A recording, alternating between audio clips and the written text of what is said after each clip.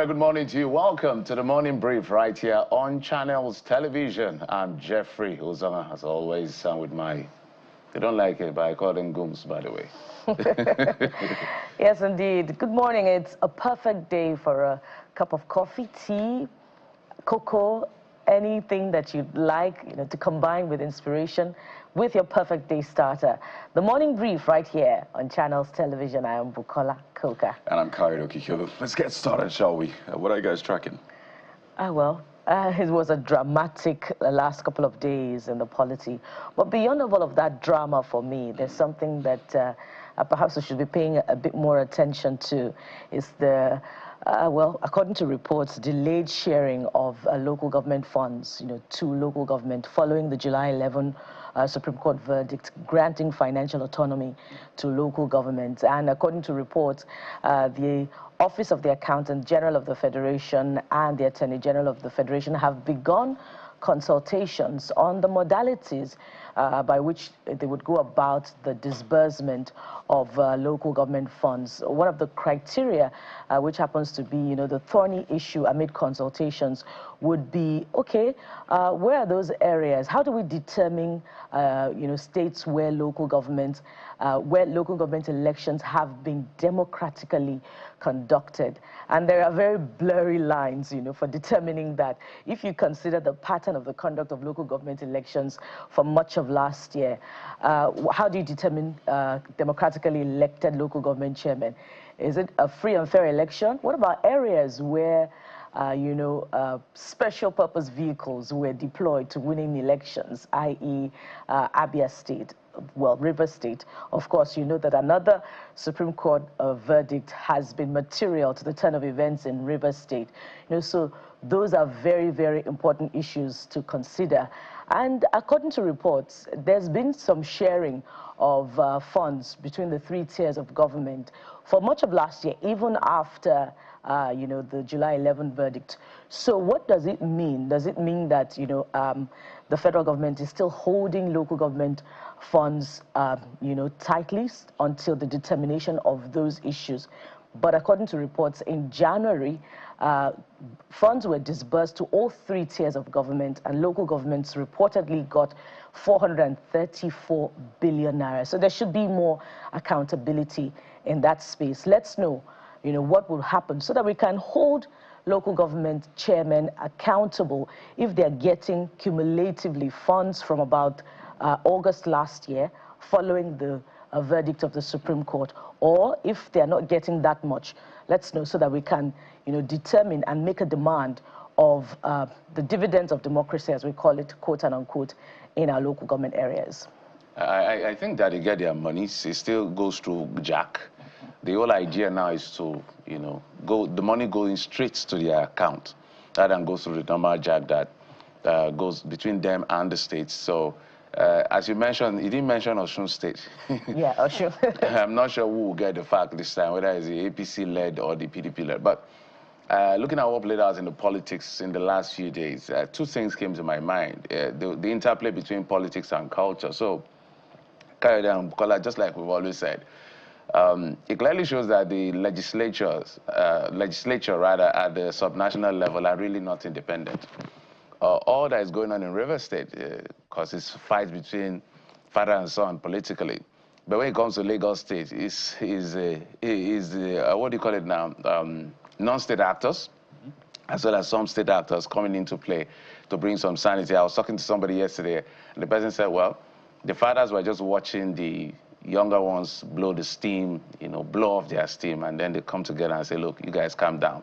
Let's put this house in order. There's also the cultural interplay that comes in here between some part of the South and different part of the South. So I think language also has a role to play and culture has a role to play. And I feel that too, that if Bola Tinubu, for instance, the president, had been from maybe Rivers or some other state, he may not have been able to achieve what he achieved politically.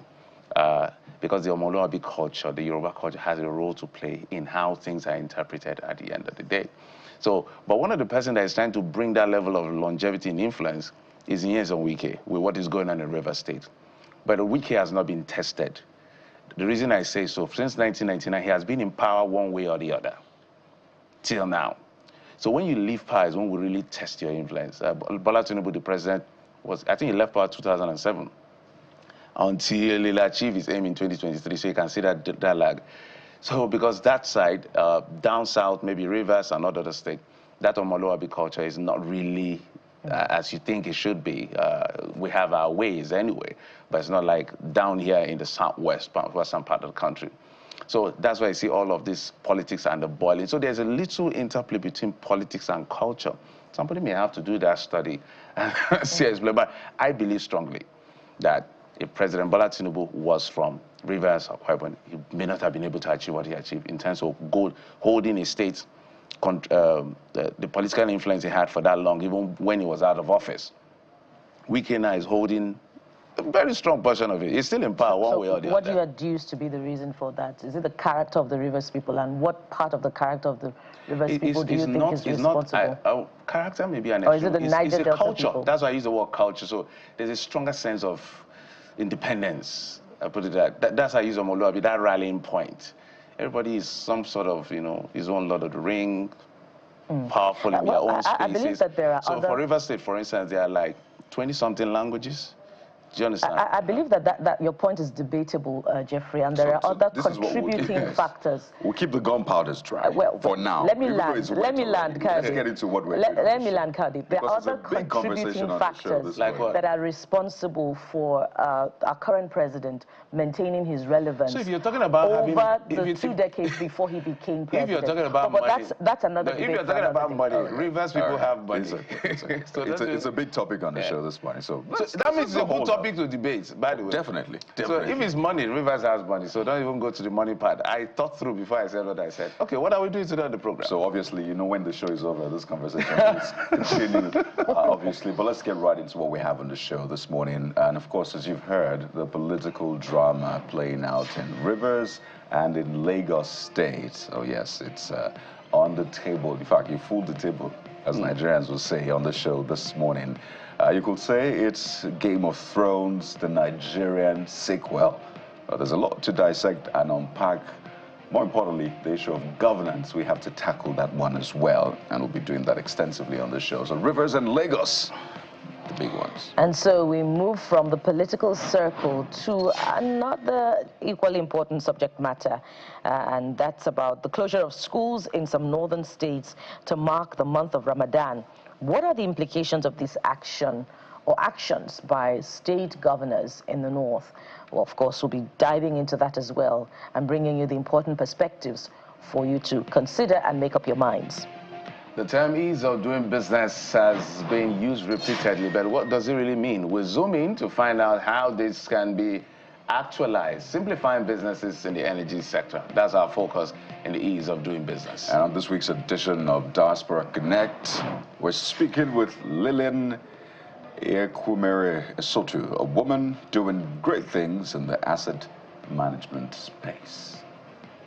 And finally, we'll be joined by the newly inaugurated Vice Chairman of the United Nations Committee on the Rights of Persons with Disability, and that's Ambassador Chris Nwanoro, as he shares his journey as well as the plans of the United Nations for those living with disability. So join us for that very inspiring conversation. And don't forget, you can be part of us. Just all you have to do, CTV Morning Brief. Go to X, post with that hashtag. There's also an email you can send your messages to. Beyond that, you can also send your messages and your videos to our WhatsApp number, or we'll be scrolling on your screen. That's how to be part of the conversation at any point in time. Guys, what's up next? Dive into the papers. So let's take a look at what the Guardian newspaper has, and I can tell you what will feature prominently on the front pages, but hey, let's take a look at it. The Guardian is first, and you see Ramadan is the big story. We'll get to the big picture first, but let's talk about the big story. It's about Ramadan, uproar as Bauchi, Kano, Katsina, Kebbi shut out 11.5 million school children.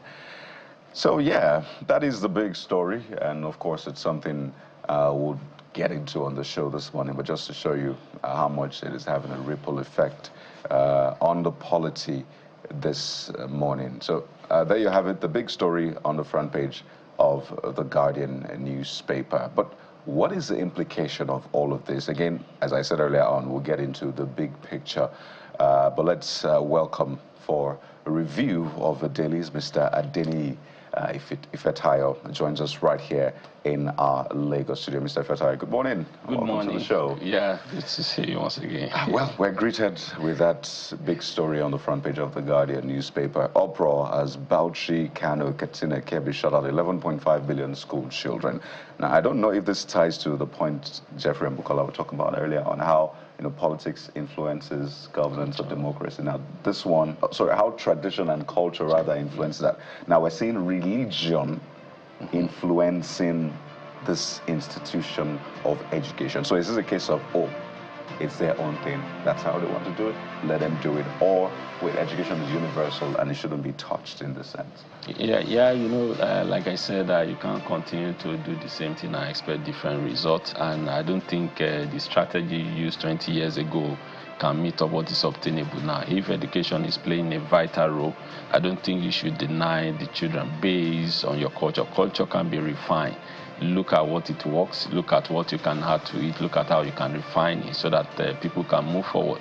We are talking about the advent of AI, robotics, STEM, and all of that, and you are just sticking to one way of doing it. Of course, you still continue to lag behind or getting the same result. So I think it's high time that our governors or the state government begin to be futuristic in their thinking and in their approach. And there's a way you can refine culture and move on. So they should look into that and not just deny our future leaders, as it were, say that it has to be only the culture, whether this is Quran or Bible, that's the only thing you should know. No, the world has gone beyond that, and I think they can do better than that. Because I've seen in Qatar, for example, how they reduced the timing of school from 8:30 to, I think, 12, and teachers work from 8:30 to 12:30 in the month of Ramadan. That's not total shutting down anyway, yes, so they still found a way around it. So is that something you suggest? Yes, they can do that. Even if, I remember during the lockdown when we are coming back, and some organizations, they say 3 times in a week, you can come on Monday, on Wednesday, and all of that, but total shutdown because of, come on, these are the time that we can get the best of these children. These are the time we can impart them up. So don't say because of culture. Just like I said, you can refine it and add something to it. People have moved on. We are talking of AI. Lacking behind, I'm not sure that total shutdown is the best thing to do, at least, even if 3 times in a week. And so we have to talk about the big picture on the front page of the Guardian newspaper. Yeah. The last time we saw this kind of picture or cartoon on the front page of the Guardian, you were there.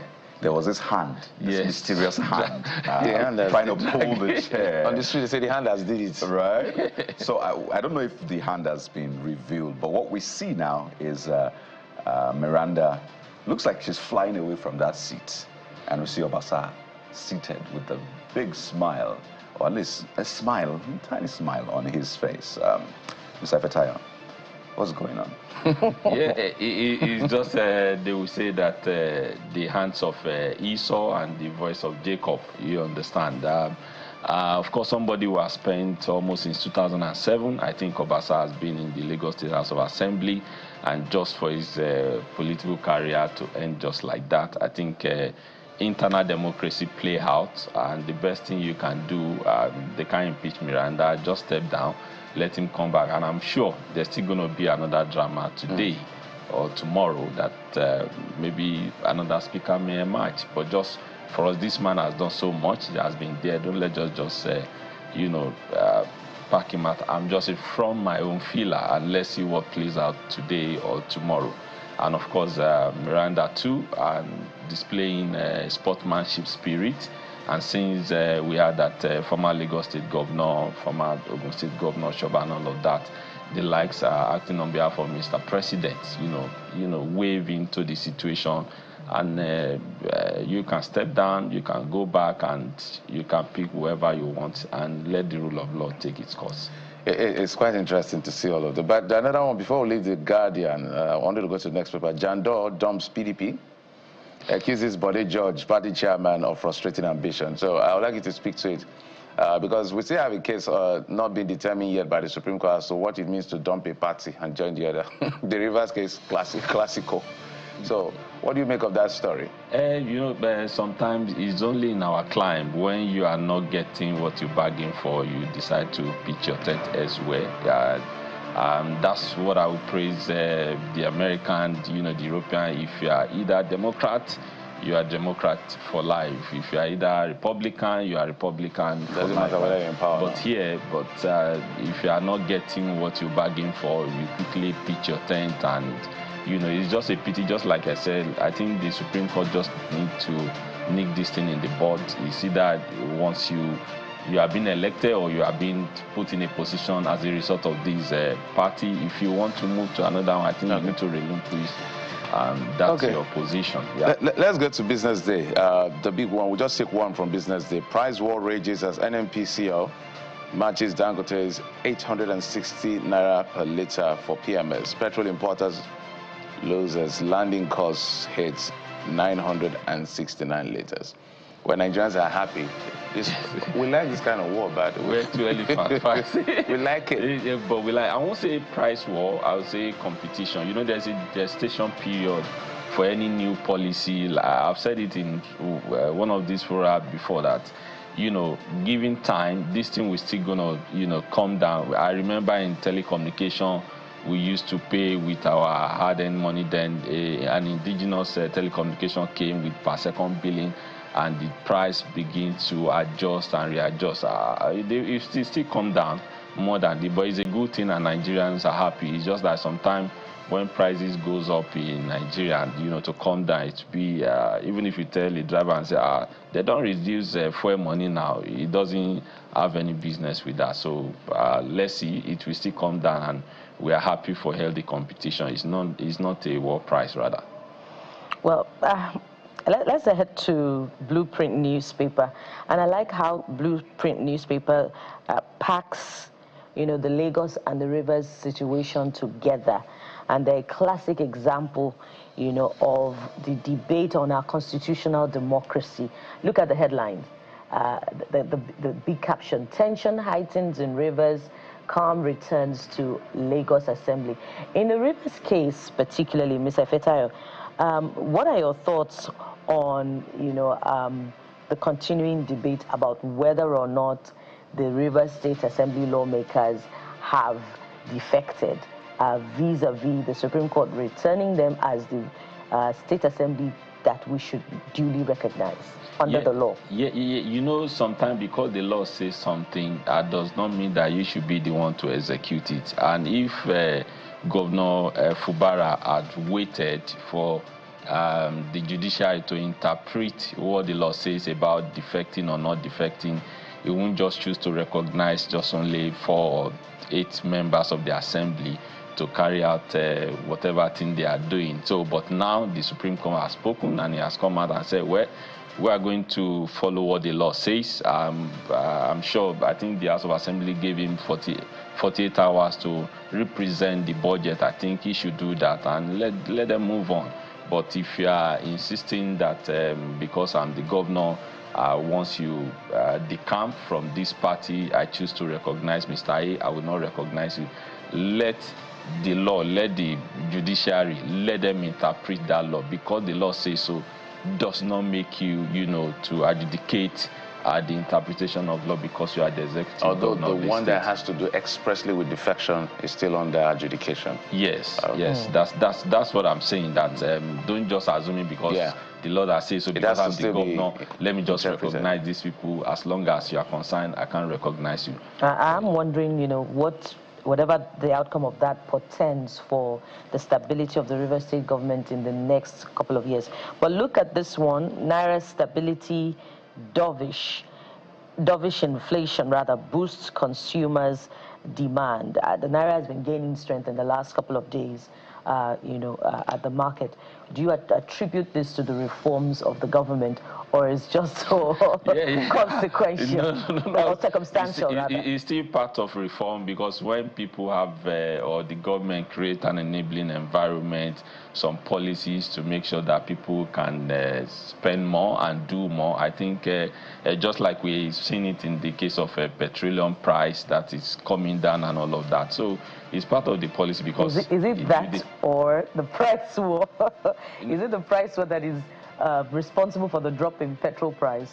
Or no. Yes, it's price of crude oil in the international market. No, price of crude oil. Don't let us forget, Mr. President has given approval to Dangote to buy crude oil with Naira. He now buys abroad, by the way. Just to cushion whatever it is, but at least... No, not just to cushion.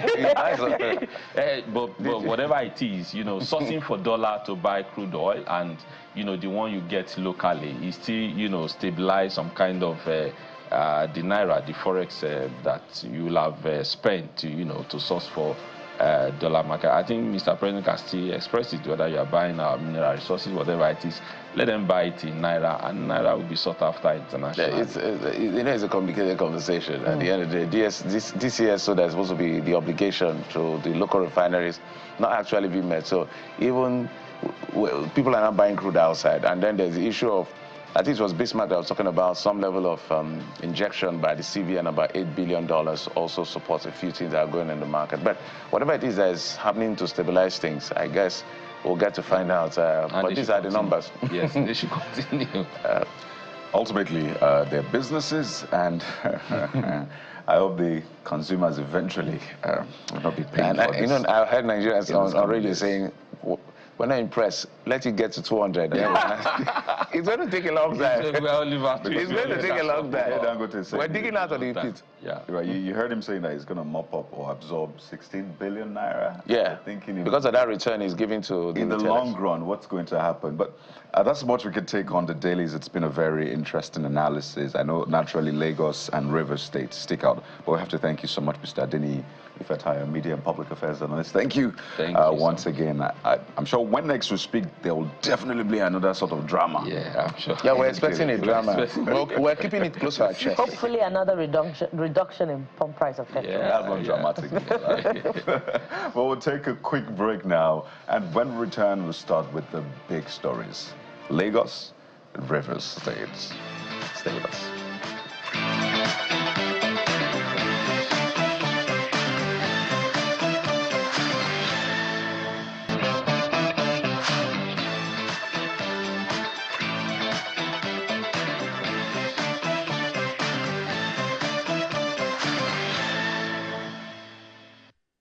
Welcome back. So as we dive straight into the first leg of our conversation, we're looking at what seemed to be intense politicking over the weekend, particularly in Lagos State. And of course, we're capturing the situation in Rivers State as well. What is the implication of the return of the former speaker to his position? That is Right Honorable Mudashiru Obasa. And of course, the Supreme Court ruling that has now recognized the Martin Amewule-led assembly. And of course, the governor of Rivers State had a lot to talk about over the weekend as well. So we're looking at all of these, the implications of these events. So joining us this morning is Mr. Iwuji Nnamdi, a public affairs analyst who joins us from our Abuja studio. We also have Dr. Okonzua Osawaru, a political analyst who also joins us virtually from Benin City, capital of Edo State. Good morning, gentlemen, and thank you so much for joining us on the program.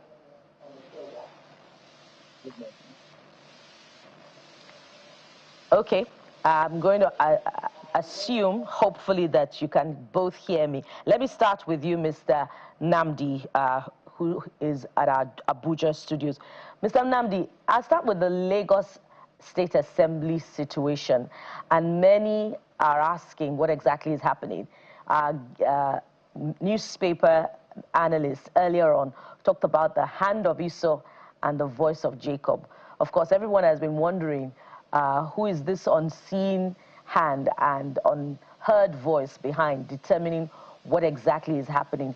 But what does the return of Speaker Obasa to his position, what does it portend for the politics that, often determines the relations in state assemblies?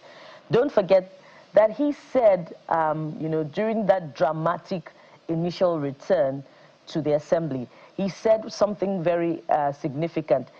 There shall be no persecution of state assembly members, something to that effect. So what do you see happening in the coming days?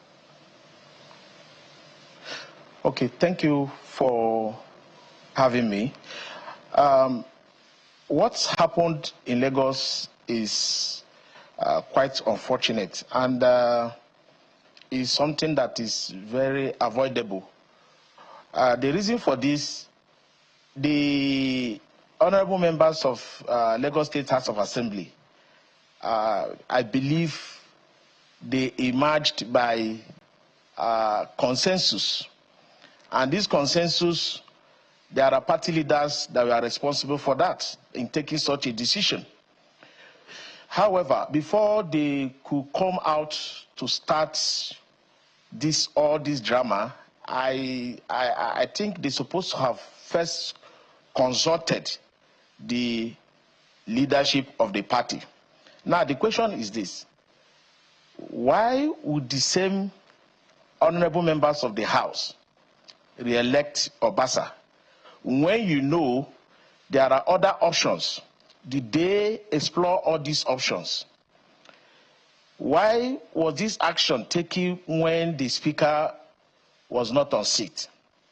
And if there are grievances, did they go back to their leaders and the party leaders to lay their complaints so that this could be resolved in-house? Now, why do you not go back? What you're supposed to have done at the first instance is now what you are now doing. So the point I'm making here, yes, even the re-elected speaker, Obasa, also made a mistake. It's a show of shame and embarrassment to the nation and to the president. Did you consult widely before storming the House last week or last 2 weeks to go and take possession of the seat when you know that the matter is still in the court?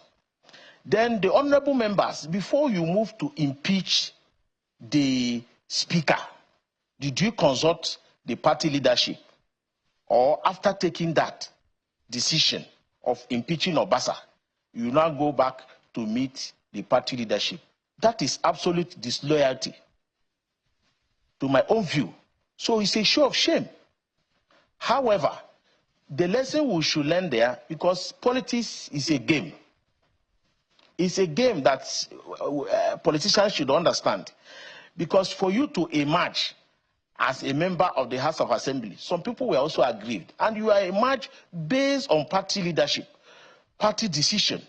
So for you to take such a decision, and knowing fully well there are respectable leaders from that state, did you consult them before doing that? You didn't consult them.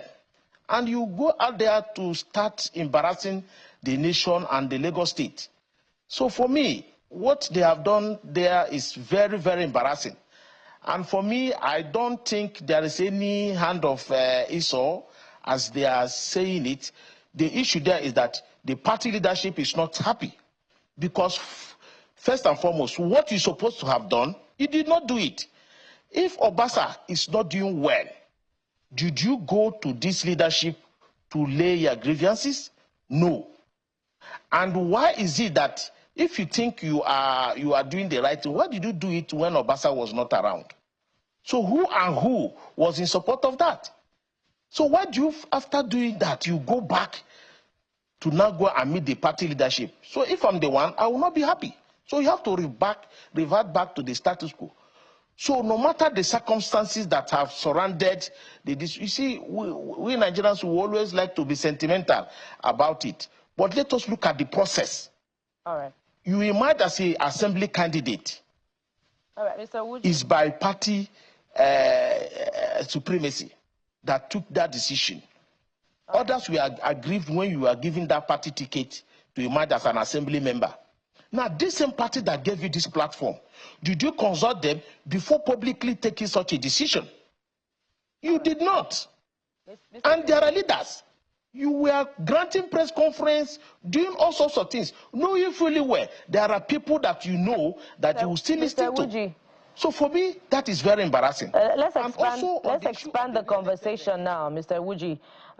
Some would say that indeed it was his dramatic resumption just days ago before his re-election that was a precursor to his re-election. And about consultation, I recall that when Speaker Miranda announced her resignation, she talked about party supremacy. So there's some level of consultation with the party if you're following the conversation. Let's come to Dr. Konzua Osawaru also. I wonder if you have contrary views. Would like you to weigh in on the same question.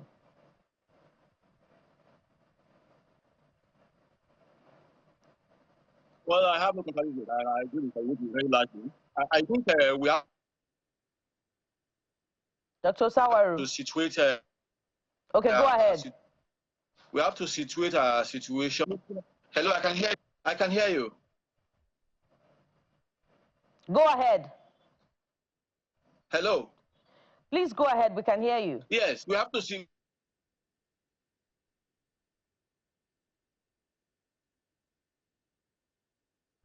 Dr. Sawaru? Okay. Okay. I think let's take it back to Mr. Nnamdi. So that when we get, as soon as we reconnect with Dr. Sawaru, we'll get to hear his view. But Mr. Nnamdi, you made a point about party supremacy consultation before they were elected, and whatever decision was to be taken had to be, they had to consult the party leaders and all of that. But as soon as elections are won, of course, the party still plays a critical role.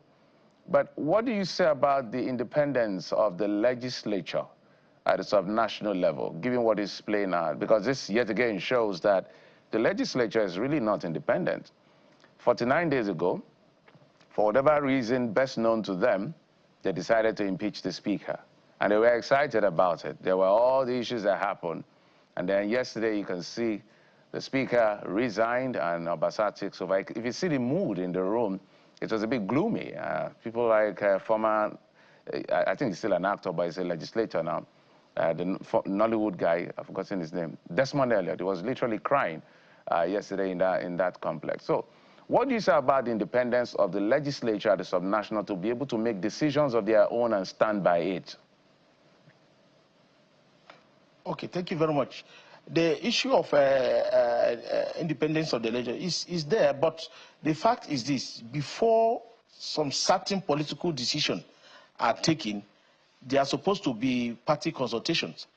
So in this case, they are independent of whatever reasons that are the reason why they impeached Obasa is best known to them. And as long as I am concerned, it's political. The question here is this: nobody has influenced them to take such a decision, but the underlying factor here is impatience. And for you to be loyal, you have to be patient. You can't get it all rosy, you can't get it all sweet at all times. And there is also in party constitution, there are checks, because you came to be a legislator through a platform. And as such, you are representing that platform. So if there is any issue you are doing, you're supposed to also carry the party along. Mr. Aoji, can you hear me? What happened yesterday, I can't tell you that it's a party influence. All right, Mr. Aoji, if you can you hear me for a moment, just so that, just to add to your thoughts, so that I'll reframe what I said. Yes. An entire arm of government made a decision they could not stand by in 49 days. So that's the picture I'm trying to paint to you. An arm of government made a decision they could not stand by in 49 days. I want you to paint that, explain that scenario to us. It's a show of shame. So why I'm explaining this, they could not stand on a decision they made is because of impatience. They did not follow the process. They did not do what they actually, because before you come out to take an action, being a legislator, an arm of the government, you're supposed to have evidences and facts and stand by it. So in this case of Lagos State, let us not be sentimental about it. they did not follow the process. If they had followed the process, I believe this whole charade wouldn't have happened. So how could you explain that? The international community are watching. After impeaching a speaker, the same house came and re-elected the speaker. So in other words, the point here is that the speaker is very clean of any allegation that have leveled against him. So it's an embarrassment. So for me, they are very independent of their doing their duties. But in doing that, they have caused an embarrassment to themselves, to the Lagos state government, and to federal government, because they did not do what they are expected to do as a legislator. So is it that if you're a legislator, you will just be doing things without checks? So for me, that's an embarrassment. That is an embarrassment. So, but whatever that has happened, it is good that it has happened so that we will learn. The Speaker, Obasa, has come back as a result of there are no facts in whatever allegations that have leveled against him. Within 49 days, you have gone back to re-elect the person you have impeached. In fact, that's an embarrassment. You wouldn't have. In fact, not only re-electing, they're supposed to sit and tender apology to the speaker, because it means that the allegations or whatever you have, the grievances you have before, you don't have facts about that. So they should go and apologize to the speaker. So let us not be sentimental about it. If you know that you don't have the fact, that you cannot stand firm on what you have, the position that you have taken, and if you know there are other options that you need to explore to resolve this, as long as I'm concerned, these are political issues. These are political issues have to do with political solutions. So, but they did not explore this, and you went and take a decision publicly, and now after 49 days, you came back to say, so for me, the old Obasa, an apology. So that is my position on this. All right, let's go to Dr. Sawaru now and just try to see if we can get his thoughts in on the conversation as well. So Dr. Sawaru, he said that this is embarrassing. I wonder if you think that there should be consequences of sorts, or they should tender an apology. But my concern as well, in addition to your earlier comments, is so what then becomes of this House of Assembly? I'm talking Lagos for now. What becomes of the House of Assembly now? So the Speaker has returned. We don't know what will happen in the coming days. So what happens to the ones that backed Miranda, and they were quite resolute in their stance? What really would become of this House, Dr. Sawaru, if you can just look into the future?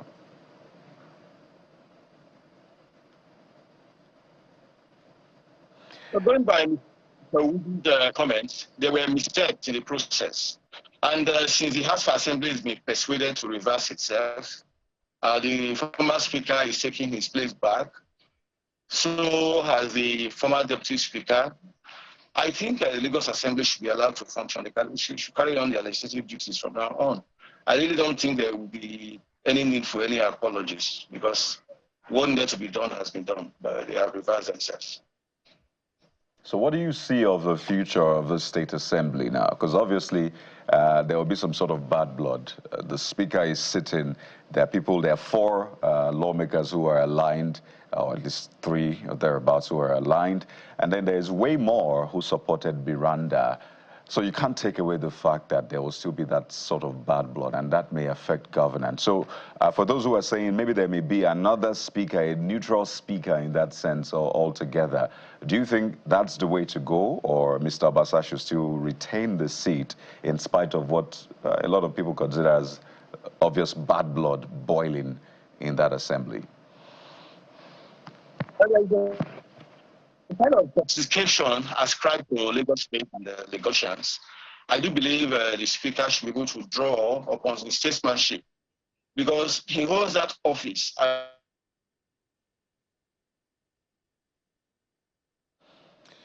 All right, Dr. Sauer, we'll try to reconnect yet again, but let me go to Mr. Uche Namdi, and same question to you. What becomes of the assembly? Do you align with those who say maybe there will be another speaker, a neutral speaker, and this was just to save face for Mr. Obasa?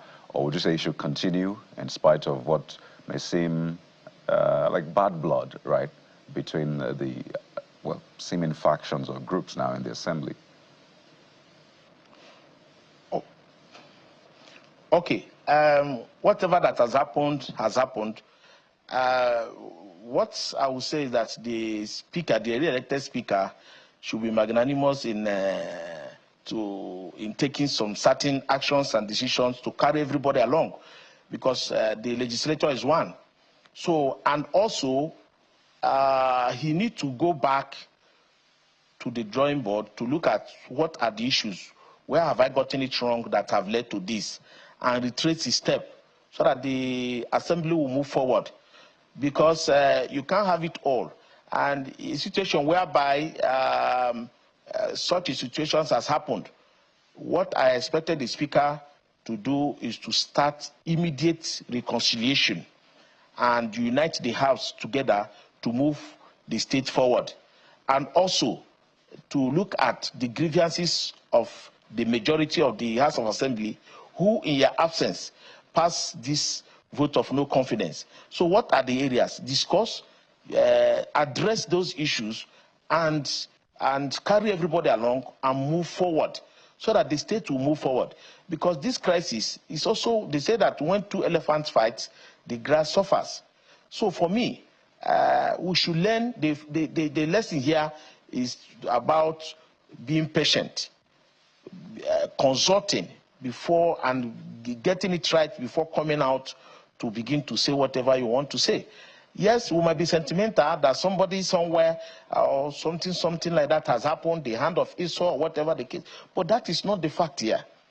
The fact is this: if you think there is hand of Esau, did you consult that hand of Esau before taking such a decision? If you did not consult that hand of Esau before taking such a decision, is it not disloyalty? All right, Mr. Woodji. Is it not an embarrassment? The same hand of Esau that you might be thinking are also responsible. Let's cover Rivers Assembly politics now. And following that Supreme Court judgment, we know that the Martin Amewule-led Assembly has issued a 48-hour notice to the governor to represent the 2025 budget. And we can't talk about that without putting also in context the governor's recent comments, particularly from the inauguration of the public infrastructure yesterday. Governor Fubara said, not quoting him copiously now, "In as much as I don't subscribe to violence, when the time comes to take a decision, I will lead the charge for that decision." That statement appears to be weighty. Do you think that we have exited the stage of political crisis where there was tension and, in fact, visible acts of violence following this particular judicial intervention?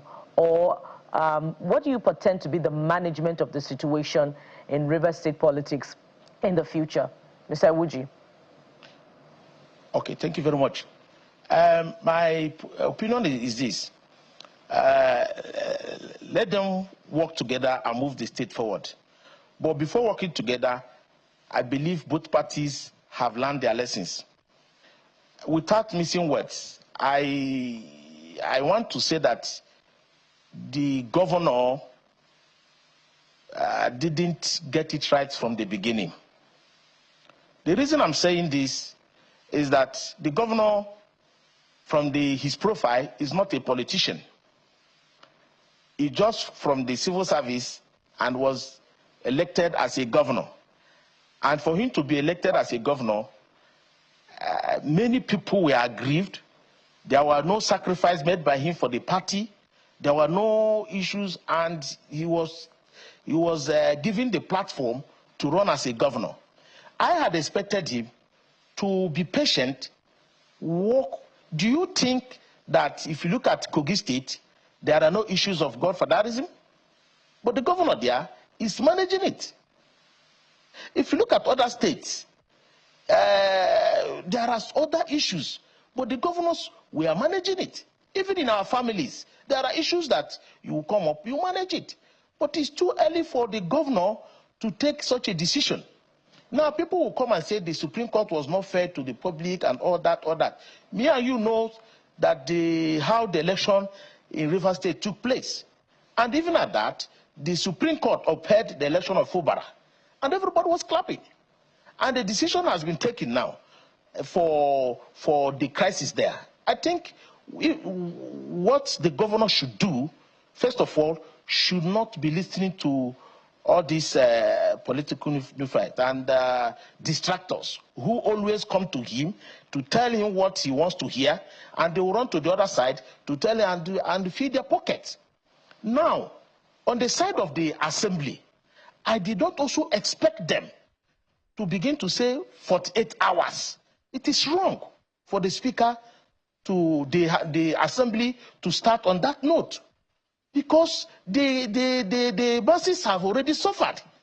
So I think they should, at this point, and leaders of the party, leaders and elders in that state should not come in to work together, because you know this issue of ego is a problem. You need to massage it to come down.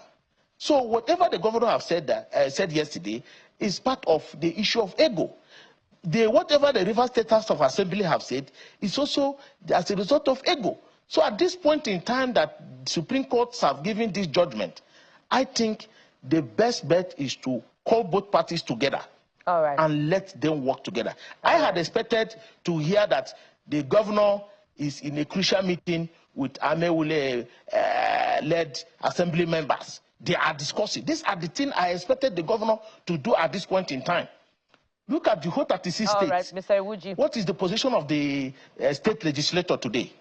All of them cannot come up boldly to confront their governors. All right. So, thank you so much, Mr. Iwuji. Of course, it's an ongoing conversation, and where there's ego, there's drama. So perhaps there'll be more talking points in the coming days. We hope it will be on a pleasant note. Let's see if we can also take Dr. Osawaru on this one.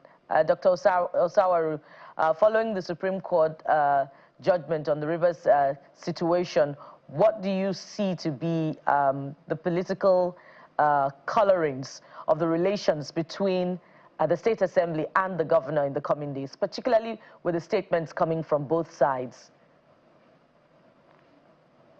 Dr. Osawaru. Hello, Dr. Osawaru. Okay.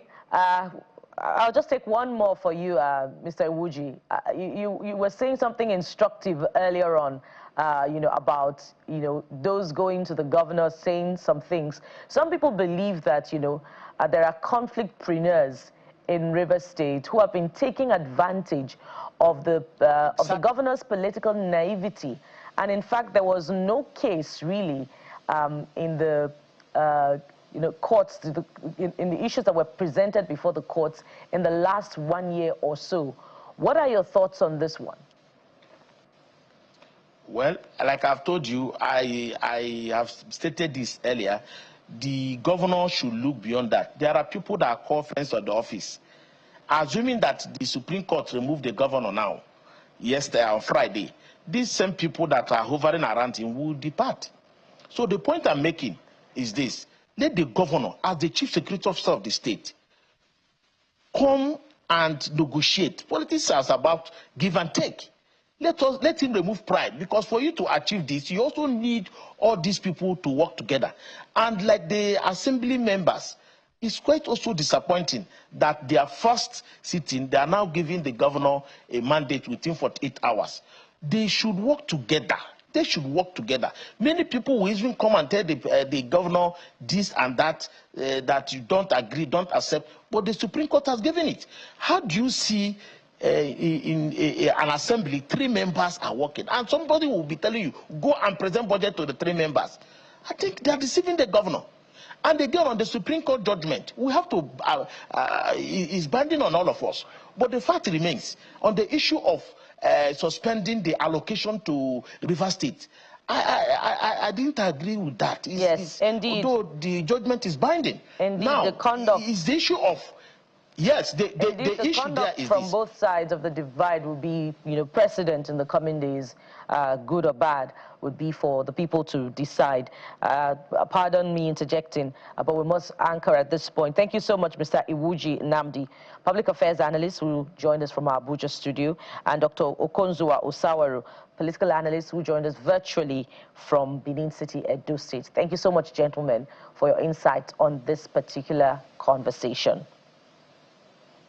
And from politics, we transit into the education sector to look at what exactly is happening. Before we get to the north and see, how Ramadan is shaping the curriculum of the children, we'll talk about the ease of doing business as it affects the energy sector. It's an important conversation as it affects each and every one of us. So stay with us. We'll be right back.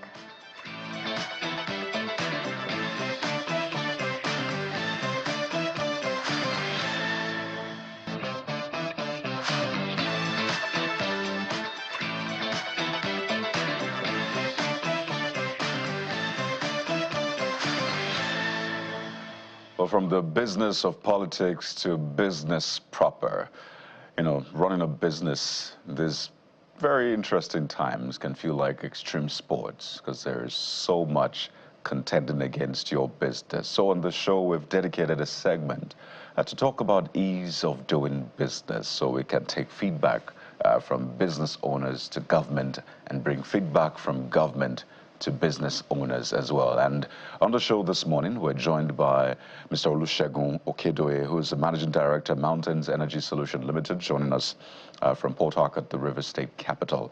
Welcome to the morning brief, Mr. Okedoye. And I'm just going to get right into it. First, help Nigerians understand how easy it is doing business, particularly in your sector as at today.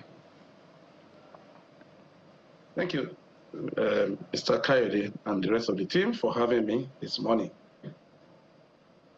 That's a very good question. How easy it is to do business in Nigeria? I would like to use a paraphrase in the Yoruba parlance that says, the money is in the stomach of the lion. That is the way I would have put how easy it is to do business in Nigeria, because it's bereaved with a lot of challenges, from society to corporate governance to public governance, and the endless is the chain. Carrying on a business in Nigeria require a whole lot of determinations and doggedness to surmount every obstacle that are laid on the way of a businessman in Nigeria. It has not been easy, even though nobody promised it will be easy, and that is why any entrepreneur in Nigeria should be given a kudo for pushing forward, because we are faced with enormous challenges in carrying out lawful activities in Nigerian space. I hope by the course of this program, we will delve into some issues, critical issues affecting business on a daily basis. Right. This is not only to be placed particularly in one organs of the government or in one organs of the public as per se, but it cut across every strata of our daily lives in Nigeria. Right. From governance to policy to implementation and to the culture of our people. All right, so Mr. Okedoye, as you're seated there, and I want us to get right into it, this conversation is meant to provide feedback, help people understand what it is that businesses are going through, not to paint anybody bad, but the truth is the truth. And if we want to move forward, we have to begin to lay these cards on the table, and that's why we introduced a segment on the show. So give us the top 5 concerns that you have today as a business owner, seated there. I know it may be more than that, but the top 5 challenges on your mind. I'll begin to look at ways to tackle them. All right. Thank you. Looking at the top 5 challenges that are facing entrepreneur or business in Nigeria, number 1, I can call it infrastructure. There is a whole lot of infrastructural deficit in the country that is impeding the wheel of progress of a business. Take, for example, energy sector road networks, internet connectivities, power are inconsistent, and they are creating difficulties for business to operate. If you go on some of the road, except the present government interventions on the road right now, in the recent past, it might be very impossible for you to move from Warri to Benin. The road literally cut into two. How do you move your goods from Lagos to Rivers State? How do you move from Rivers State to Warri? That's one of the major issues, major problem confronting business. Another one is corruption. In everywhere you go, you part with what you're not supposed to part with. I'm not on this show this morning to lay blame on anybody. We all know it. If you move from Lagos to Warri, to Benin, to get to Lagos, you will see enormous challenges on your way, extorting you right from one spot to another. You are not carrying out illegal things. You are not doing improper things. You are just moving your goods. You will part with your money, whether you like it or not. Not only on the road, go to government offices. Even go to public spaces. You put in applications. Your file may not move an inch without you passing a ball. It's one of the major things. We need to tackle it as a people. Access to finance. Access to finance. Where is it?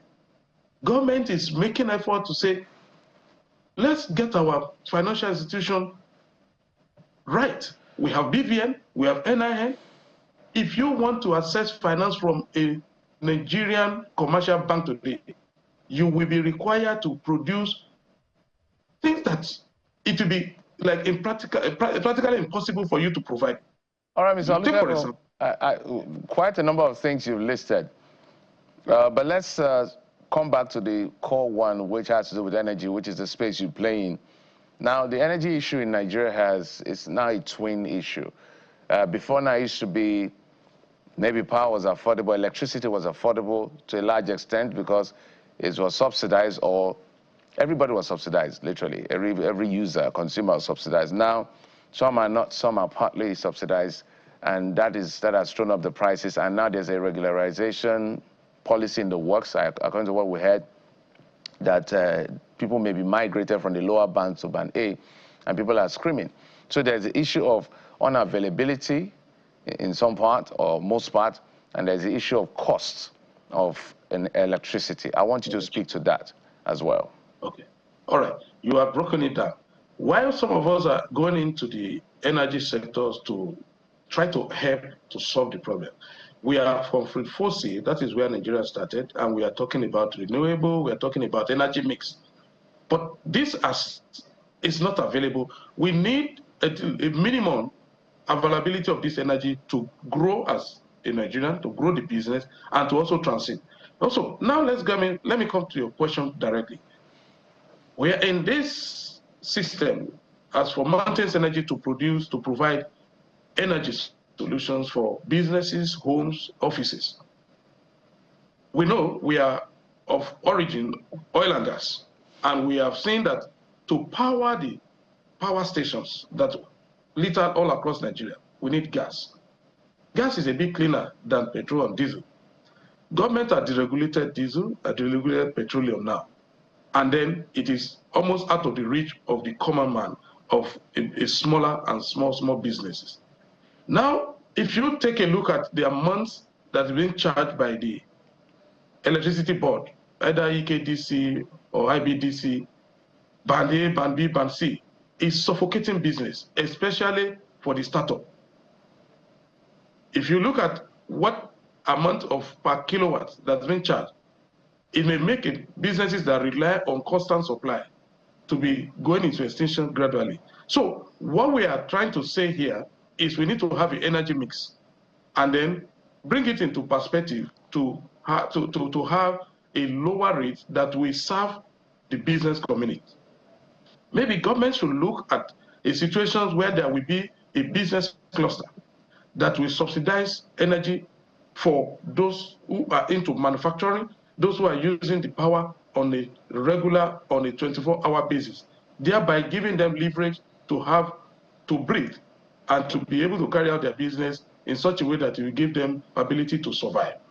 So what the Mountains Energy is coming into the space to do is to hold in one hand the fossil fuel energy, which is our ability to extract our oil and gas and focus primarily also on gas to fire the power stations that are all over this country in order to have efficiency. And then if the efficiency is increased, then there's possibility of reducing the cost of it.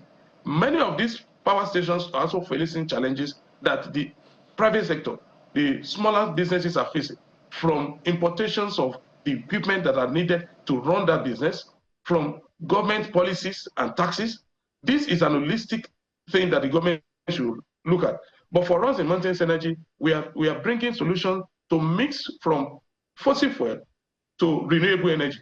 We are researching into bringing down the cost of generating this power for the business community. Yeah, and I'm glad that you have begun to talk about energy mix and the importation component of it.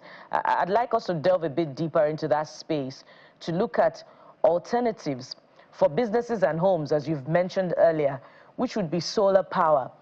But solar power is not necessarily a cheaper alternative for residents, for residential areas, and for businesses. It is expensive, and you know, there are reports about the tools required for this transition being, you know, bedeviled by the importation of counterfeit, variations of it. So who should we be looking at, you know, to regularize that sector, since we're talking about ease of doing business, to ensure that counterfeits are not imported into the country, and in fact to ensure investment in that space for local manufacturing of the tools that we require for the solar power component of transition to cleaner energy? Very good question. This has to do, the first point of call is from the government to walk the talk. We have heard a lot of policies that say we are going to reduce the cost of importations of these components to make it available in Nigeria, then also transit to producing part of it in Nigeria. Get me right. For the manufacturing system in Nigeria to be optimal, they need the power. And that is why we cannot just jump and forget about our fossil fuel energy optimization. To create that condition for them to set up a company here in Nigeria that can produce these panels and components, the batteries, the lithium. Look at what's happening to our mineral resources. The government needs to walk the talk and demonstrate it in such a way that it will be clear to every one of us that we really mean the business. I go for a specific. If we must make the cost of solar power or clean energy reduce in Nigeria, our importation policy, the custom clearance on those equipment must be reduced. We're giving a concession. And then, if that is done, you will not see people going abroad, going around to import fake products. They are doing this in order to compensate for the cost of it. If we get the policy right, and then we make everyone to do their job. What is the function of SON? We have a SON in Nigeria that practically does sit down in their office, don't even check this thing where it is manufactured and when it is supposed to be imported, and then we complain about importation of fake products. They should have been on the lookout from these companies that are producing this overseas. And those are very vital points. Ensure that no one of us is bringing in things that are not up to specification. Indeed, so it's a very whole vital lot of points there. A kettle of fish we need to. And I think that this will form a valuable data for the regulators, some of the government agencies, even the security agencies, as to the state of businesses, at least as a result of their actions, and what we can do better, and the opportunities as well, some of which you have mentioned. But we have to thank you so much, Mr. Olusegun Okedoye, for sharing practical, real-life instances of what it takes to do business in Nigeria. He's the Managing Director of Mountains Energy Solutions Limited. Thank you for your time. I wish you the very best, Mr. Okedoye. Thank you so much. We'll take a quick break now. When we return, why did Bauchi, Kebbi, Katsina, and Kano State shut down schools during this period, and the reactions to it. What is the way forward, really? That's in a moment, so stay with us.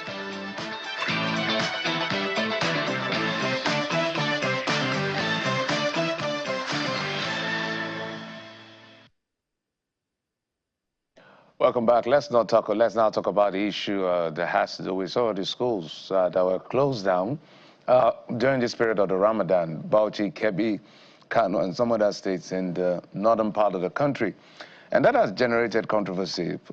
Organizations like the Christian Association of Nigeria's raised concern, and some people have reacted that it shouldn't be made a religious conversation. But this is an interplay between what's happening in the education sector and how religion is affecting it. That's why we're bringing in the Executive Director, Civil Society Legislative Advocacy Center, CISLAC, Mr. Awa Rafsanjani, joins us from Abuja studio. Mr. Rafsanjani, thank you so much for coming on the program. Thank you, and good morning, Nigerians. You know, it feels like in Nigeria, every other day there is one controversy being generated as soon as one ends, and whilst the other is on, another is brewing. Yet we have seen this. Has this happened before, and why do you think this is happening? Thank you very much. I think there are a number of issues that are worrying Nigerians, very, very more important, but sadly, not much attention is given to, public. The whole country is in a big crisis, economically, politically, socially, and instead of trying to address those issues that are affecting the lives of every Nigerian, at least for trying to even survive, some people choose to embark on issues that, as far as I'm concerned, has less value compared to these other very important issues that has affected governance in this country. The controversy around public holidays in Nigeria has always been a very controversial one. A lot of Nigerians have argued and debated over the issues of public holidays, and some people have actually brought in religion into it. First, with regard to the constitutional provision, the federal government has the power to declare public holidays. In addition to the holidays declared by federal government, under the Public Act, there's also provision for governors to also declare public holidays in their state. So from the constitutional point of view, you will see that both the federal government and the state government have constitutional provision to do that. But what I think has generated controversy is the seeming looking at it from the religious perspective. First, let me say that even though those states that have declared holidays, I do not think that they violated any constitutional provision in the country. However, looking at maybe perhaps the schooling, especially some of the schools that are currently running exams for the students, I do not think that it is wise to declare all-inclusive public holiday. I know that some schools, despite the declaration, they are still, operating without unnecessary, actually trouble, because the children are writing exam, and the government in those states, I think they understood that they need to allow the children to finish their school, their exams. So, for example, even in Kano, my daughter is still going to school, despite the public holiday that had been declared, because she's writing her exam, and the authority did not stop that from happening. But I think where the problem becomes, so intense is this whole religious color that has been brought. For example, the non-Muslim, or rather specifically the Khan, is threatening to take action on that. And some people felt provoked that, okay, we did not declare holiday in Enugu or in anywhere where there's a majority predominantly that are not Muslim. They declare this in where they think that they have predominance. And now you are coming to threaten them rather than engaging in even dialogue with the government of those affected states. I think that is what provokes some people. But the way out for me is what we have been talking about, which over in the last couple of years, people have kept quiet. We've been talking about Sovereign National Conference to discuss problems that has to do with our constitution.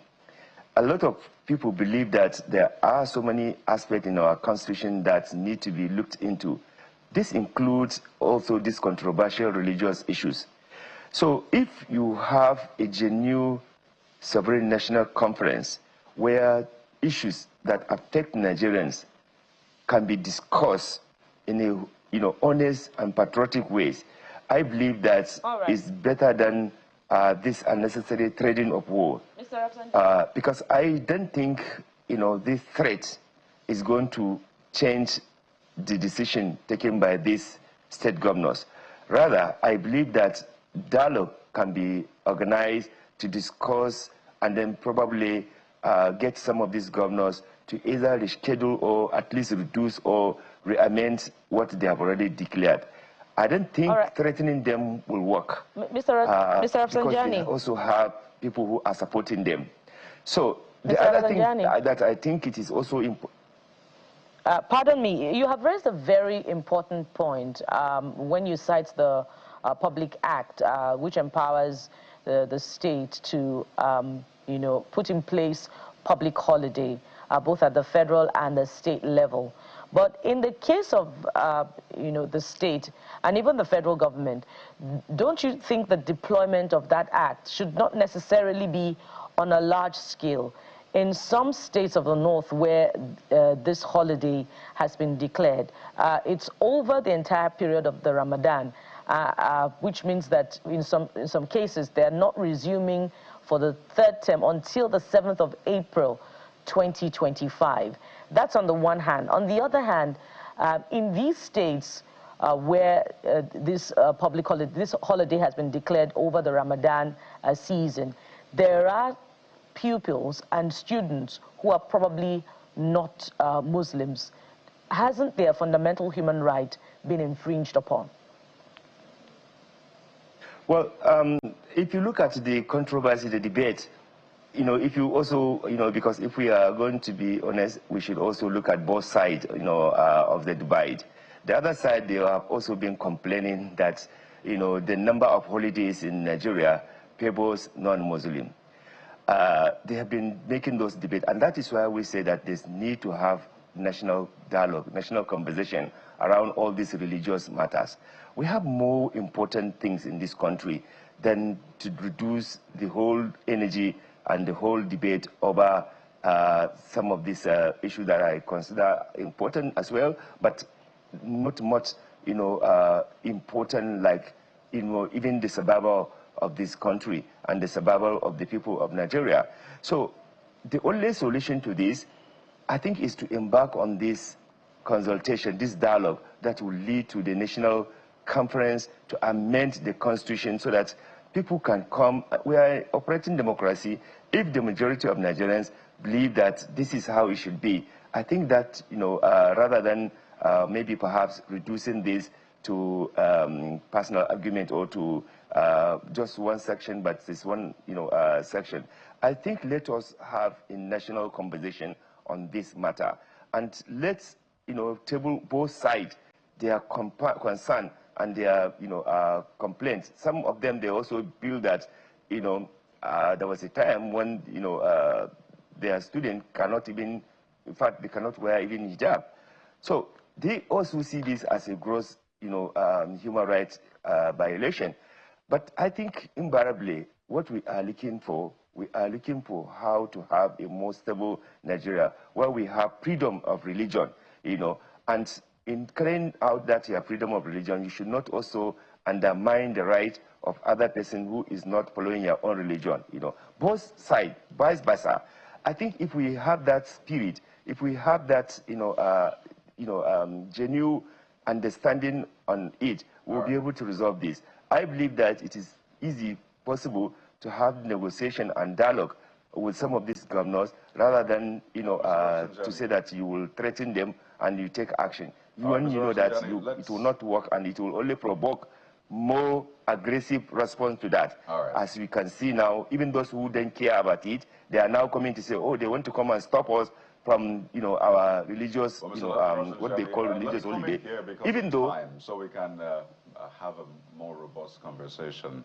But you made mention of certain, I don't know if this is backed by data or you just said it in passing, that some people feel that public holidays in Nigeria favors Muslims over Christians. And just looking at the public holidays, you'd see there's Christmas, right? And then there's Easter holiday. That's, you can say, for Christians. And then for the Muslim faithful as well, you see there's Eid al-Fitr, there's Eid al-Adha, then there's Maulud as well. So I don't know if you've challenged some of those people who say it favors one religion over the other, because well, the facts are there. But let's even speak to what is primarily at stake here. And we made reference to Qatar earlier on. Qatar, which we all know as a Muslim nation, said, well, what we'll do is school will be from 8:30 to about 12:30 during this period. In fact, as a result of that, there's still some sort of controversy or debate that no, it shouldn't be that way. But they said, well, we're still going to do 4 hours because we need our children to go to school. So we have a challenge of out-of-school children already in northern states, right? There's also the challenge of Nigeria trying to catch up globally when it comes to education. So imagine 1 month out of school. The question is, will they catch up when they're even lagging behind already in some sense? So primarily, actually, Mr. Rafsanjani, this is about ensuring that our children learn. So is there going to be an alternative on the one hand, right? And I think you should speak to that as well. Will there be an alternative? Does this put Nigeria at a bigger disadvantage in that sphere? And for those who say, well, we want to go to school, well, yes, you may say we're the minority, even though, again, there's a lot of debate around that, but we want to go to school. What options should be provided for them so they can at least go to school, which is their fundamental right? So, first and foremost, this has nothing to do with Islamic holidays. If you look at the countries, the Muslim countries all over the world, from Saudi Arabia to Egypt, to Kuwait, to Qatar, to Oman, to Iran, to various countries that are Muslim populated country, Indonesia, there's nothing like Ramadan holidays, as part of a religious holiday. I think we should have that understanding. In Nigeria, many Muslims, they believe that they are more spiritual Muslim than the others. The same thing also with the Christians in Nigeria. They believe that they are the most, correct Christians, compared to any other Christian in the world. Nigerians, they have that arrogance of belief, even though we know many a times the fear of God is absent in many of their conduct. But what I'm saying is that this, I don't think it has anything that has to do with Islamic holiday. It is opportunity that some of the governors, they cash on the Public Act to do that, which can be debated, can be negotiated, rather than, actually, like threat. You have raised very important issue. Children are out of school, and I don't think this holiday is going to necessarily be useful to these children because they will be missing a lot. And that is why I gave you example. In Kano, where this has also been declared, some schools are still operating. My daughter still goes to school because she's writing exam. So it's not like all over, and that there cannot be any political solution to this. I believe that we can actually resolve this without dragging religion into this thing. People can actually bring this social dimension. Is it a public or private school? Pardon me, Mr. Rafsanjani, just to be clear, the school you refer to, is it public or private? This is this school that I'm talking about is actually a private school. Right. It's not a public school. So I'm talking about the public schools now. The public school students who want to still go to school, but they've been shut out. would you suggest there be an alternative or an arrangement for them to still go to school during that 1 month period, or they should also be? I want to away? believe that if the children are writing exam, all days need for them to remain in school, I think the school authorities should approach government to show that importance on why children should continue to be in school. And I think also it is important with the dialogue, with the understanding, the governors can actually change their position on declaring this holiday. But if you turn this into Muslim Christian thing, you will put prayer more on it rather than looking at the social dimension, rather than the fact that children will be out of school doing nothing and maybe engage in other vices. That is what I think should be All right, Mr. more Rafsanjani, to look at rather than. All right, Mr. Rafsanjani, as we close, what would you propose? So, like a middle ground. I know in some countries, I think, is it Qatar, one other country, rather than close down the schools or declare public holiday, they shorten the hours of school. Wouldn't that be better for everyone? Just 30 seconds. In fact, the whole issue of shortening the school. Look, in Islam, because these people are trying to even demonstrate laziness. Look, the truth is that, in Islam, it's a period of, during Ramadan, it is a period that is not considered to be a period that you should be lazy. In fact, you see that people are devoting more time to read, to do things. So, the question of, even this holiday linking it to religious sin, I don't think it is even right in the first place. And like we said, in some other countries, they shorten the hours. I think that may be a better way, maybe perhaps, rather than completely sending these children out of school. In my opinion, it has nothing to do with, helping the religion or even helping the children, because in any case, people do fast on Thursdays and Mondays. Why are you not declaring holiday for those ones? Because it's a voluntary sin, It's not a compulsory sin. It is not part of Islamic compulsory sin. But because in Nigeria, people always bring in this unnecessary, unhealthy debate, between Muslim Christians, then the value of the whole issue will have completely be, abandoned. Right. And then you start looking at, they cannot stop us. We cannot comply with them. I think we need to have a meaningful dialogue to address this matter, because it affects both the Muslim children and the non-Muslim children, rather than just going to market to, fight one another. All right, Mr. Rafsanjani, we must thank you for coming on the program. It's an ongoing conversation, apparently. It's generating a lot of debate, both offline and online. Awar Rafsanjani is the Executive Director of CISLAC, joining us from Abuja, our studios there. Thank you, sir. Thank you very much. We'll take a quick break and we'll come back to bring you more on the program. Join us again.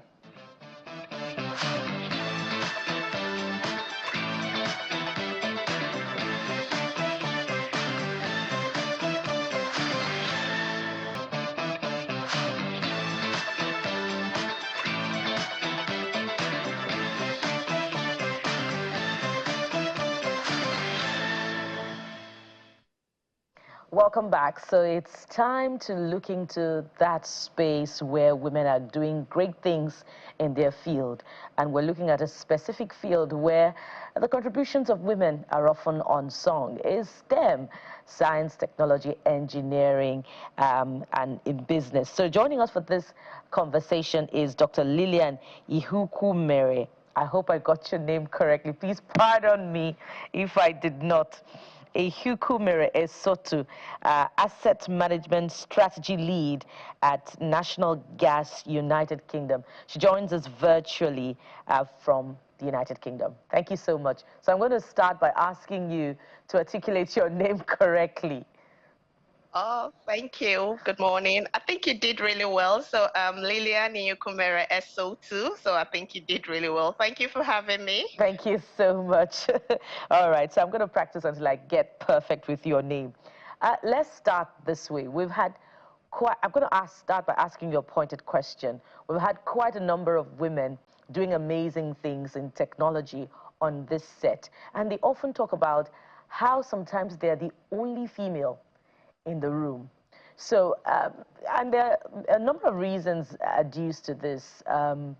Gender bias or a lack of representation stemming from lack of interest by women in that space. So which trumps the other for you? Oh, for me, I think it was previously where we used to say we didn't find women in STEM. There are quite a lot of women doing amazing things in STEM right now. It's getting on to that point where women are beginning to get leadership position.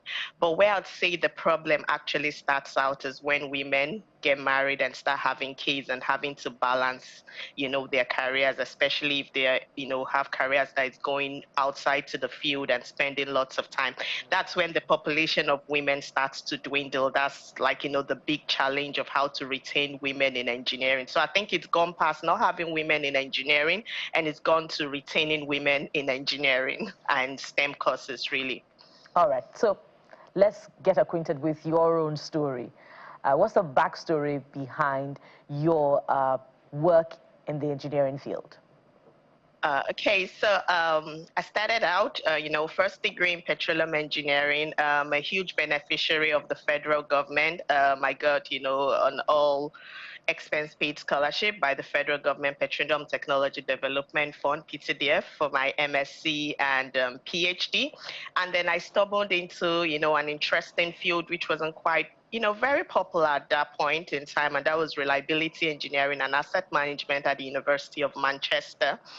And going into reliability engineering, I think one of the things that kind of, piqued my interest was, turnaround maintenance was one of those subjects. And growing up, everyone in Nigeria, would hear about turnaround maintenance on our refineries. I didn't quite understand what that was. So when I got into that space, and started to hear about turnaround maintenance, shutdowns, and outages, like, it was really interesting. It was something I felt I could add value. So I went on to do a PhD on managing major maintenance projects. And when I was done with that, I started working with a consultancy firm, first an American consultancy firm, Black & Veatch, which later got, which was sold to a UK firm, RSK Beanies. And from there moved on to another consulting firm, Arcadis, a Dutch-owned firm, a consultancy firm, provided services in the water technology sector. And then right now I'm with the UK National Gas Transmission, which is like the backbone of the UK energy sector that provides this infrastructure that transmits gas across the UK.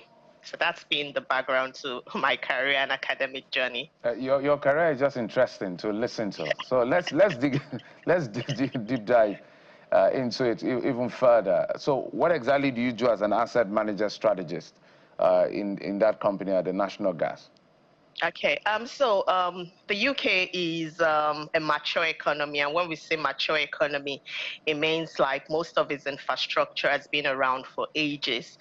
Comparing that to Nigeria, we're starting a lot of infrastructural projects. So it's kind of, Nigeria is in a unique place on its own, which I'll touch on later. So for the UK, most of the transmission pipelines have been, around for over 60 years.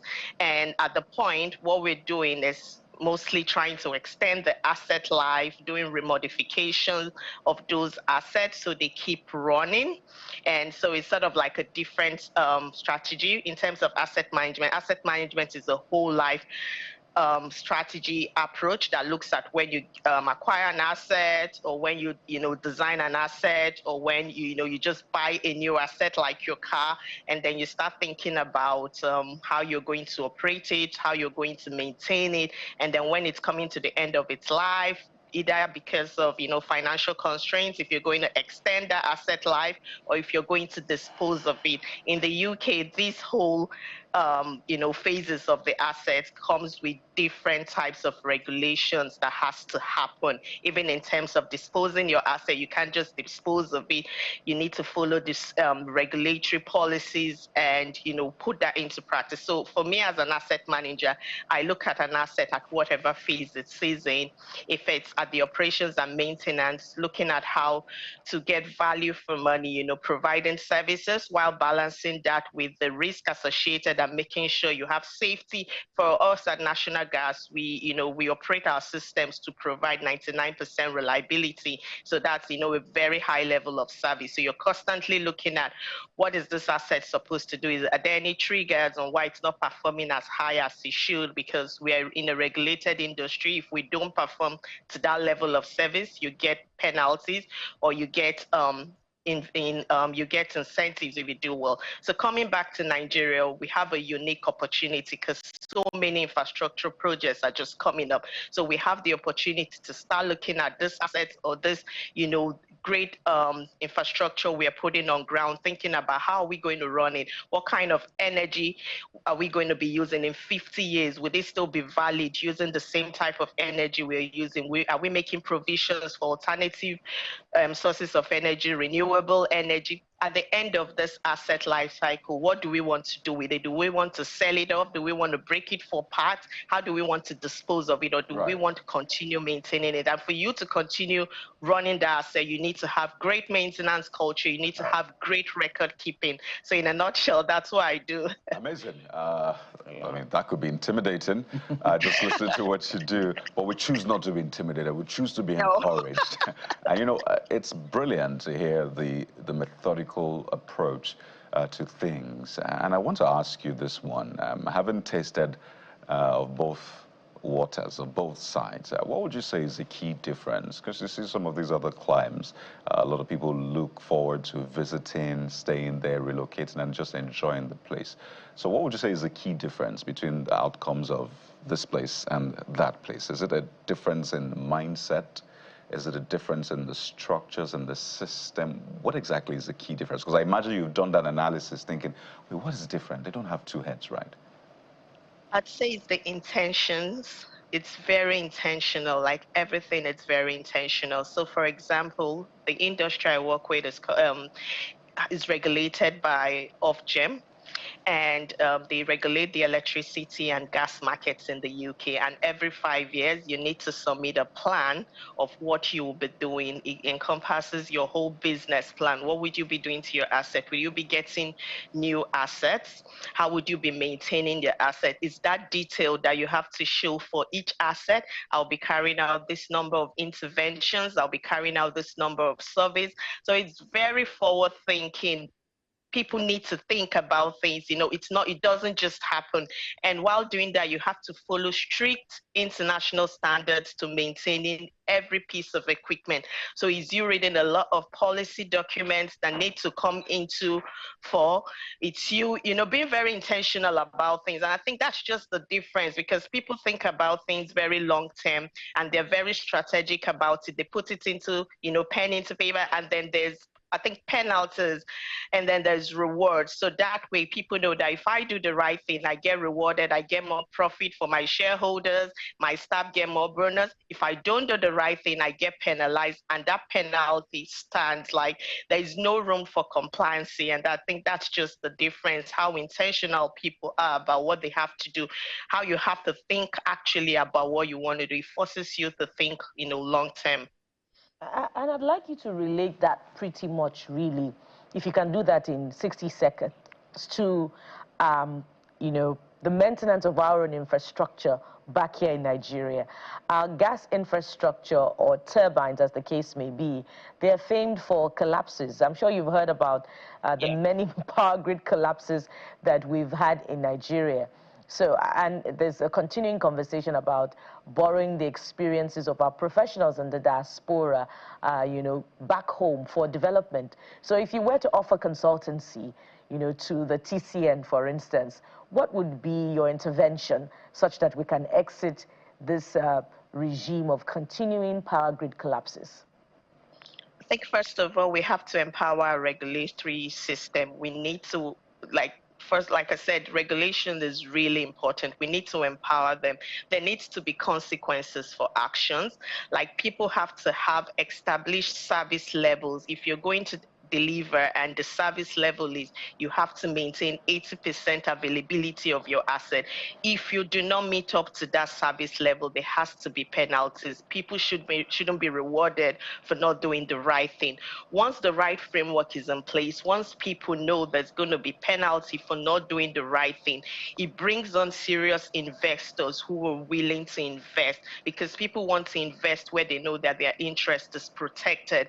They know that they have the backing of the government, they have the support, and they know that if they put in the money to invest in this large capital projects, which are quite intensive, they can get return on investment. All So right. they are invested into it. So that's the first thing that has to happen: a good regulatory structure where there are penalties, where there are incentives, where there are clear strategies All right. of what needs to be done. You make it sound so easy, but we hope that the TCN can put in the work. Dr. Lillian Ihukumere Esotu, Asset Management Strategy Lead at National Gas, United Kingdom. Thank you for your time and for your wonderful insights this morning. Thank you so much. And from here, we'll move to another interesting leg of the conversation on your perfect morning starter. Stay with us, we'll be right back.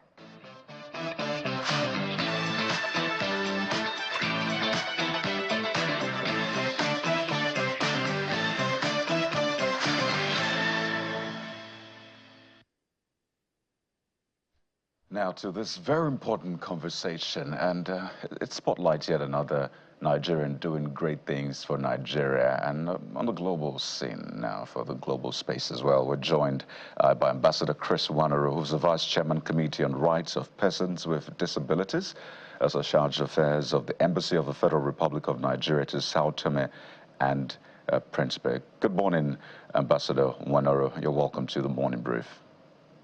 Good morning, and good morning, Nigerians. I think congratulations will be in order. It looks like every year comes with congratulations for you, and it's great to see the work you're doing. But I'm very intrigued by your story as well. I think that's one thing a lot of people might not really appreciate. I mean, this started when you were in your 300 level. Am I correct? You lost your sight in 300 level, and it was, I imagine it was quite challenging for you. So for a lot of people thinking you just got here by happenstance, you didn't, did you, Ambassador? Of course.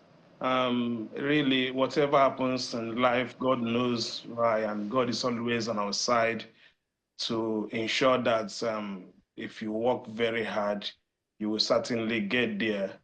And it's just by the special grace of God, and we've been able to work to this extent. And credit to our country, Nigeria, for nominating me into this great position, which I contested and won, and have brought victory to Nigeria. So it is a thing of joy to thank God. It's a journey that started long ago, and today we are celebrating, Nigeria is celebrating.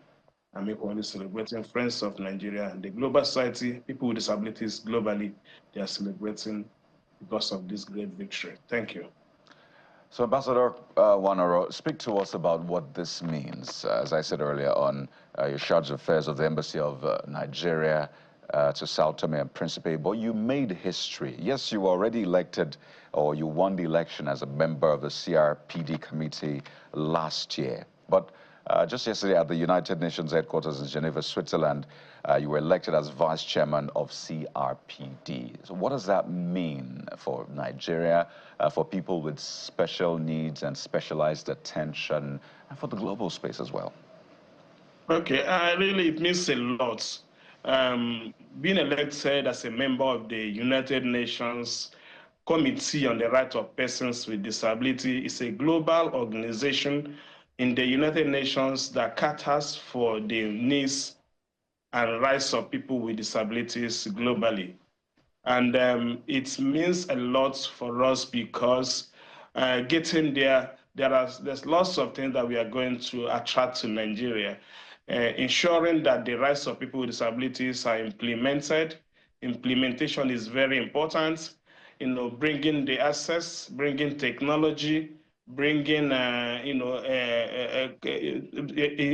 inclusion on what we call inclusiveness in everything, politically, economically, and otherwise, is one of the major things that we are going to attract from the United Nations. It's a committee of 18 members drawn from different parts of the world to different continents to represent their countries and their continents on issues that concerns disability.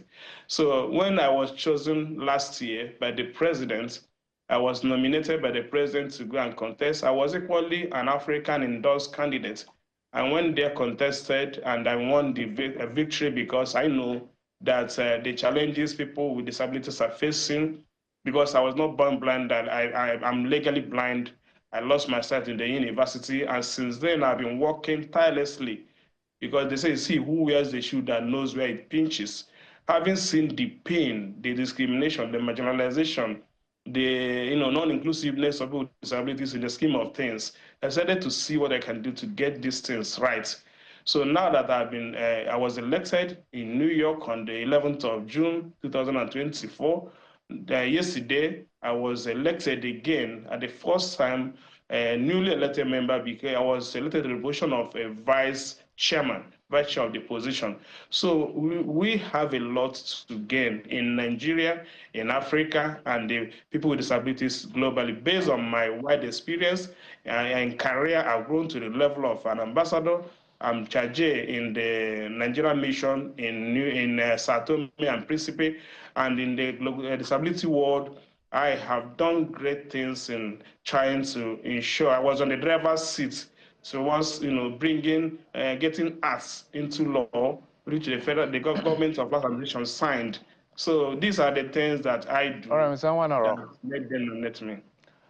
Okay, I would like to find out what your focus will be, given this position now, especially for the continent that you proudly represent, because I think I was listening to President Trump yesterday, one of his pressers, and most of the time when you hear conversations at that level, Africa is not in that conversation. Africa sometimes looked at from the charity point, from the partnership, which undertone means exploitation in some cases. And so we always need people in the room to make case for us wherever we have the opportunity. Now we're glad you have a seat on the table to make a case for people with disability, by extension, the African continent. What will be your greatest focus, and what will be the legacy you would like to leave? Number one, I will ensure that people with disabilities in Nigeria, in Africa, will not be living on charity. They will see us as normal human beings. That's the stereotype, and the way they look at us, it should be a thing of the past. What we need to do is to engage more in advocacy, more in empowerment, training, and retraining of people with disabilities, empowering them in various skills, making sure that the money domiciled in UNCRPD will be able to bring them to ensure that people with disabilities in Africa and in Nigeria in particular will benefit greatly. Ensuring that their education, free education for them, getting the technology that is used globally in the Western world, bridging the gap between the global north and the global south. It's one of the things I'm going to bring. The global north has gone far ahead of us when it comes to issues of disability. When I was in US, where I served as a diplomat, I was in charge of trade and investments in our embassy, the consulate of Nigeria in New York. During that period, I benefited enormously from United States of America. They gave me everything that I need, the technology that I need to work with, irrespective of the fact that I'm a diplomat. So they did all this, and at the end of the day, I need to see how our people here in Africa, in Nigeria, will benefit from this technology. There are lots of things you mentioned, they don't know about it. There's this all caught my eye. There are so many other things that you can think of that our people need, Omni reader and all that. So our people don't know about it. Even hearing aids, there are invisible hearing aids that you put inside your ear, you'll be able to hear clearly for those who are hearing impaired.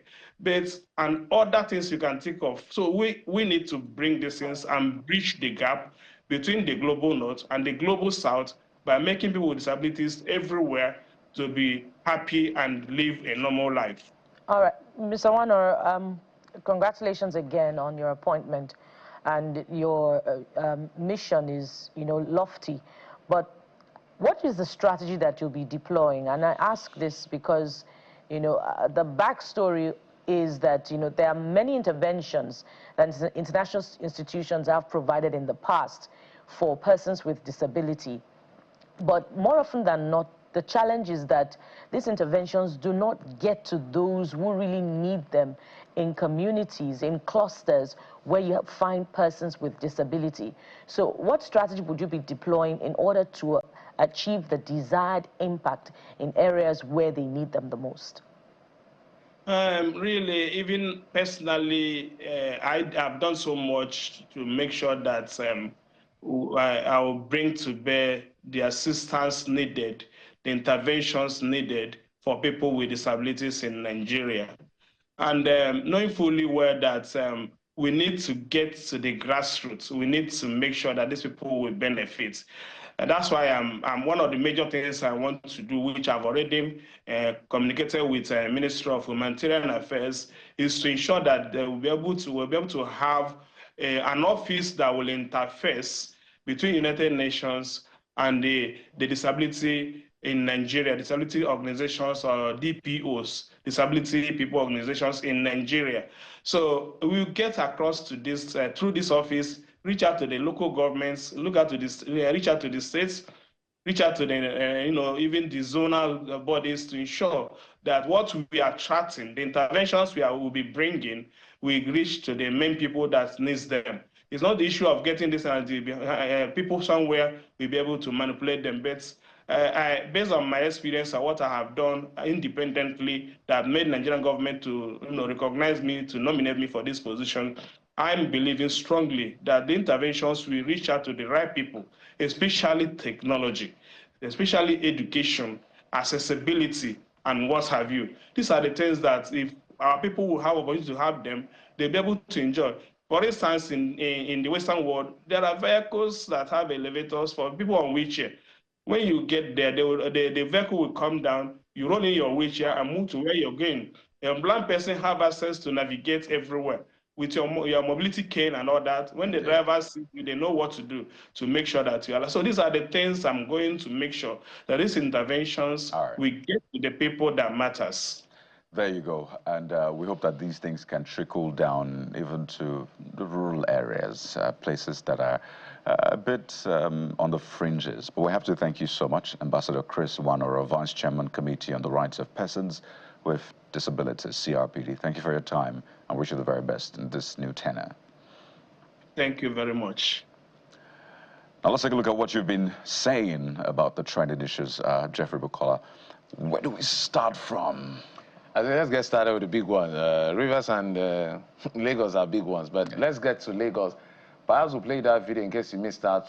Maybe you were not online when Miranda Mojisola resigned as Speaker of the Lagos State House of Assembly after about 49 days. She was the first female speaker, but well, we're celebrating the shortest speaker in the history of Lagos Assembly. Sadly, it's a woman. We hope women will have more chance. And then that's the moment. And then Mudashiru Obasa now taking over, being re-elected by the same people that ousted him. Interesting. It's quite an interesting scenario.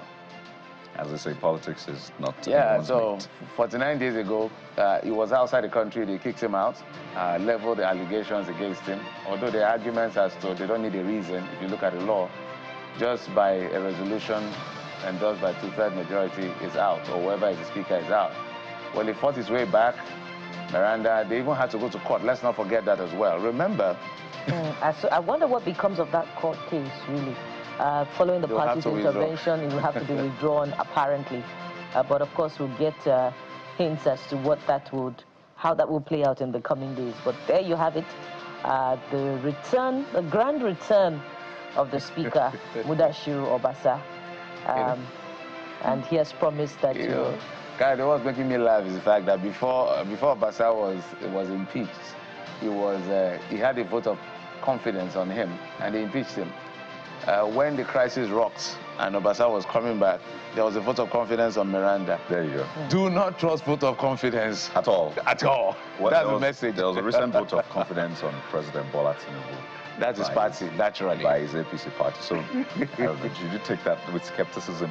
But something very petty that I noticed in this whole thing was the first act of the gavel when he returned, what he used the gavel for.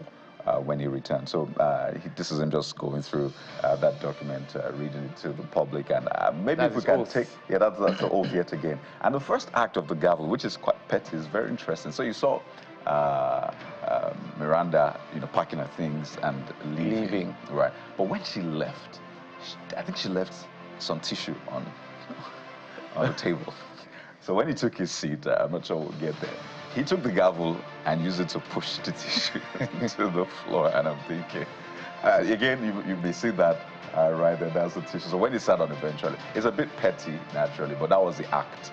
You can see he was just he was very angry. The mood was gloomy. It looks like there's about to be war in the room.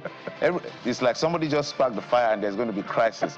So everybody just calmed down. He gave his speech, said whatever he wanted to say, and the adjourned Senate died. But whether it was perfunctory or it was genuine, he went ahead to commend his colleagues, for their maturity, and he in fact commended the speaker who resigned, for how she has handled the situation. He commended so far. the governor too. He commended everybody.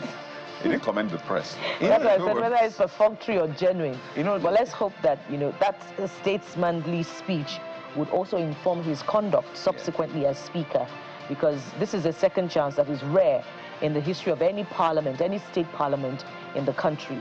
So we expect that the reinstated speaker would deploy, this second opportunity wisely, by, being a statesman as the reinstated speaker of the State Assembly. I'm sure as he promised that there would be no persecution of any State Assembly member, such that history will be kind to him in the future. I'm sure a lot of things will happen in the coming days. Just watch. Wisdom Madu says, so has the members of the Lagos State House of Assembly cleared Obasa of the allegations leveled against him that warranted his impeachment? And what is Miranda's reason for resigning? This seasonal movie in Lagos is difficult to understand. Part 2. Part 3, episode 5. And the speaker who resigned also went singing yesterday, and we should go back and watch that video and listen again to the import of the song that she sang. So this certainly is not over. What's the song? What's the import? What is the singing? I think we should go back and listen to it. Was she singing while she was on the stage? Yeah, she took a song. Yeah, she took a song. No, I'm an advocate for women in political leadership, so I feel quite sad that she didn't last for 50 days. You remember Liz Truss? Liz Truss, the same thing. The Prime Minister. Let's go to Ganga and Joko this morning. The difficult part about this is that those of us watching, hoping to pick something that can be emulated, are left frustrated. I imagine you mean. So what is the message? It was right to claim that you can't remove him outside his presence, or what then are they clapping for? Well, good question there. There you go. So while we keep watching and see how these things play out, don't worry, we're there for you. So just in case you're wondering, we'll let you know. But quickly, let's take this one. Some sort of traffic on pedestrian bridge at Oshodi in Lagos State. So the traffic in Lagos has is not just on the road, it's also on the pedestrian bridge, but this is as a result. That's how much we are in Lagos. Right? So you may have seen that video making the rounds, but there's been reactions to it as well, and the Lagos state government has said they will try to find a way to ease that based on some work that is ongoing. But that's how much we can take on the trends this morning and on the show. Thank you so much for being a part. I'm Kaido Kikelu. Yeah, we may need traffic wardens on pedestrian bridges in the future. We'll be back again tomorrow. Thank you for watching. I am Bukola Koka. And don't forget, the politics are just getting started. We should be racing up because this quarter is going to bring a lot of drama. Trust. Sunrise Daily is up at the top of the hour. Thank you for your company and time. I'm Jeffrey Uzama. Bye-bye.